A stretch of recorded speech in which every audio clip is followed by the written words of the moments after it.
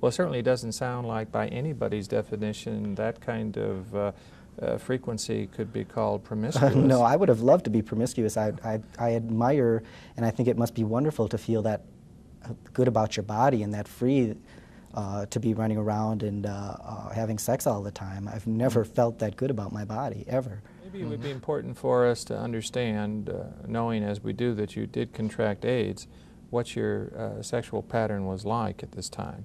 In other words, what kind of frequency of homosexual contact did you have?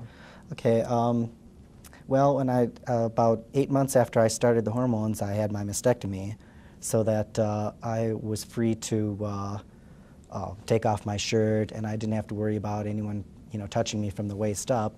But I still had female anatomy from the waist down, and so I frequented places where I could be assured that we would have anonymous sex, and that places called Glory Hole, where you could go in the back room and I could perform oral sex on someone without their being obligated to touch me or anything, and I would just keep moving real fast to not give anybody any feels, to give myself away or let them know that I was a female from the waist down. Or I would make a deal with someone in the bar and say, I'll do you, but I don't want you to touch me. And sometimes I would meet up with someone in the gender, and also a gender identity problem, say a male to female transvestite or drag queen, and feel that I feel comfortable enough to tell them about my physical status, and then I would undress and we would have intercourse.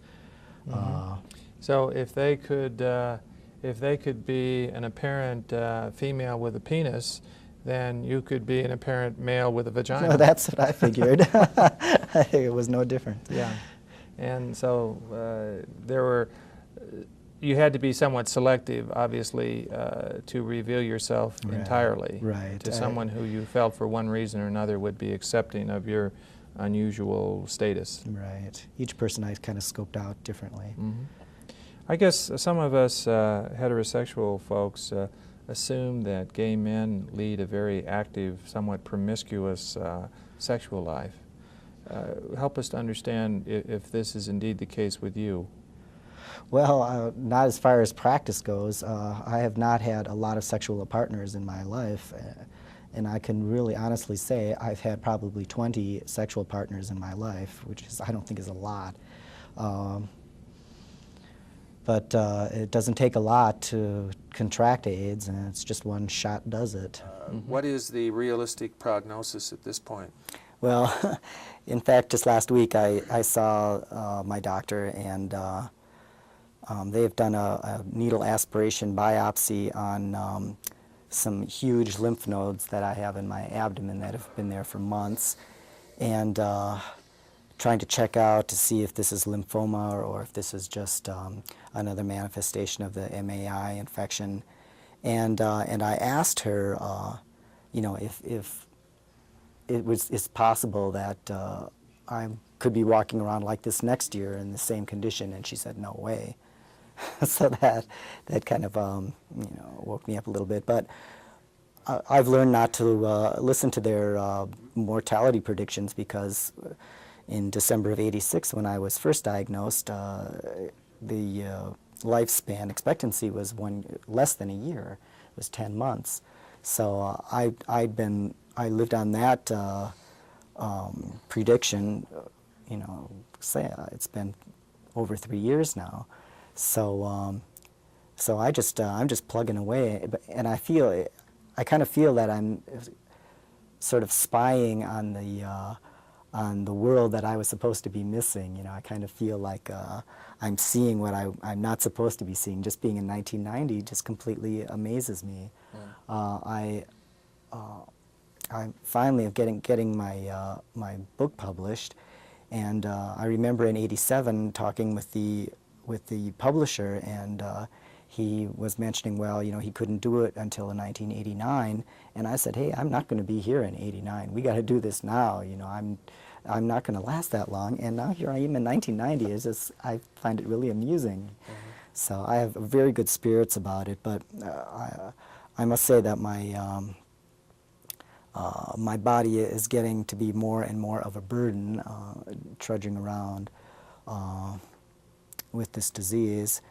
And unfortunately, one of the worst parts about it is that since I've been diagnosed, and I guess this is one of the first manifestations of illness in general, is that my libido has been just almost nil.